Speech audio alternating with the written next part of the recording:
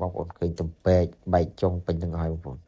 អញ្ចឹងខ្ញុំធ្វើការបាញ់នៅលើផលិតផលអាតូមីហើយផលិតផលអាតូមីពិតជា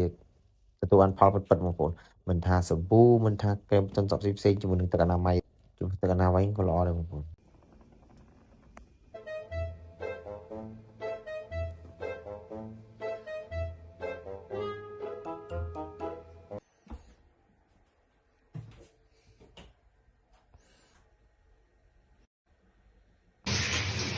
Chàoបងប្អូនសម្រាប់បងប្អូនដែលមានបញ្ហាសក់ខូចសក់បែកចុងសក់ស្ងួតសក់អត់មានសំណើអូនអាសាបងប្រើសាប៊ូអាតូមីបានសម្រាប់ខ្ញុំវិញនៅប្រទេសជប៉ុនខ្ញុំប្រើសាប៊ូមិនតិចទេបងប្អូនខ្ញុំប្រើគ្រប់ម៉ូតគ្រប់ម៉ាកឲ្យតែមិត្តភក្តិខ្ញុំណែនាំថាសាប៊ូណាល្អគឺខ្ញុំតែងទៅរកទិញកាពិត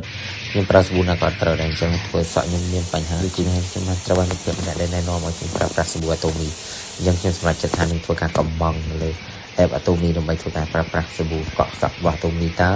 លទ្ធផលនឹងយ៉ាងណាបងប្អូនអាចសាកមើលបាននៅក្នុងការប្រើប្រាស់របស់ខ្ញុំផ្ទាល់អញ្ចឹងហើយសម្រាប់បងប្អូនដែលគាត់មានបញ្ហាសក់ខូចសក់បែកចុងសក់ស្ងួតសក់អត់មានសំណើវិញសក់ក្បាលខ្ញុំនេះគឺសាករបស់ប្រើសាប៊ូអាតូមីបានហើយពីដំបូងខ្ញុំអត់សូវចាប់អារម្មណ៍ជាមួយនឹងផលិតផលអាតូមីទេបងប្អូនដោយសារតែខ្ញុំប្រើប្រាស់របស់ជប៉ុនគឺពីច្រើនគឺអត់សូវត្រូវហើយណាមួយខ្ញុំប្រើស្ទើរតែគ្រប់មុខសាប៊ូហើយអញ្ចឹងខ្ញុំសម្រេចចិត្តថាប្រើប្រាស់របស់អាតូមីដោយសារតែមិត្តភក្តិរបស់ខ្ញុំគាត់ប្រើទៅឃើញថាបានផលអញ្ចឹងហើយខ្ញុំសម្រេចចិត្តថាធ្វើការទិញកំបងមកប្រើខ្លួនឯងផ្ទាល់អញ្ចឹងសម្រាប់បងប្អូនមើលអាចមើលលើខ្សែសក់ខ្ញុំបាននៅពេលដែលខ្ញុំកក់ខ្ញុំអប់រួចខ្ញុំក្រោយពីខ្ញុំប្រើប្រាស់រួចហើយខ្ញុំយកមកផ្លុំសក់ដើម្បីធ្វើការ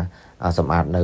ជាមួយនឹងម៉ាស៊ីនផ្លុំសក់ឲ្យបានស្ងួតហើយបានយើងផ្លុំសក់រួចរាល់ហើយអស់យើងបានធ្វើការបាច់ជាមួយនឹងប្រេងហើយពីចំពោះក្នុងការប្រើប្រាស់វិញបងប្អូនងាយស្រួលមែនទែនគ្រាន់តែយើងមកទឹកកក់សក់ឲ្យអស់យើងមកធ្វើការផ្លុំសក់ឲ្យយើងបានស្ងួតហើយយើងនឹងធ្វើការបាញ់ជាមួយនឹងស្ប្រៃបាញ់សក់ដែលស្ប្រៃនឹងបាញ់បណ្ដុះគល់សក់ឲ្យយើងឲ្យបាន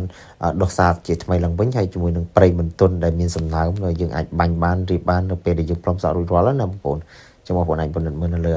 ការដែលខ្ញុំអនុវត្តផ្ទាល់របស់ខ្ញុំហើយសក់របស់ខ្ញុំបងប្អូនឃើញទំពេកបែកចុងពេញទាំងអស់ហើយបងប្អូនអញ្ចឹងខ្ញុំធ្វើការបាញ់នៅលើផលិតផលអាតូមីហើយផលិតផលអាតូមីពិតជាទទួលបានផលពិតៗបងប្អូនមិនថាសាប៊ូមិនថាក្រែមទន់សក់ផ្សេងៗជាមួយនឹងទឹកអនាម័យទឹកអនាម័យក៏ល្អដែរបងប្អូន